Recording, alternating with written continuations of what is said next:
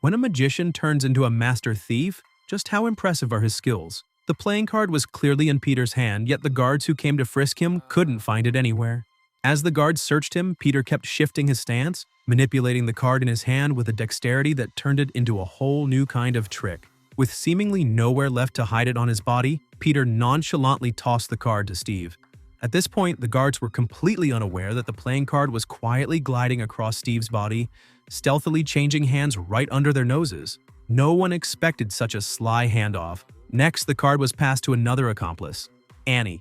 Annie pretended to stumble and deftly retrieved the card from the sole of her shoe, shooting Steve a quick glance. But Steve had no chance to take the card at that moment, so Annie had to improvise on her own.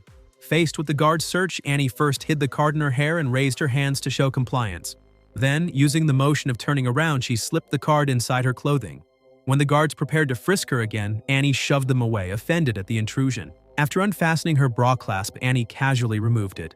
Facing the two curious guards, Annie deftly demonstrated her clothes were empty, making sure not to arouse suspicion, before carelessly tossing her bra aside. As she walked away, she even patted one of the guards' butts. It turned out the card was cleverly hidden on the guard's rear end at that instant. When Tony got his hands on it, he used a bit of thread on his sleeve cuff to sneakily attach the card, then turned and passed it to Steve using the thread. However, the guards suddenly noticed the movement between the two men and immediately focused their attention on Steve, demanding he turn around at once or they'd shoot. Steve's heart raced, but when he turned, his hands were empty.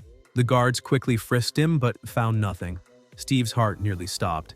Amazingly, the card's color happened to perfectly match his clothing, ingeniously concealing its presence. In the end, the card quietly made its way back into Tony's possession once more. Despite the tense situation, they successfully made it through this round of security checks.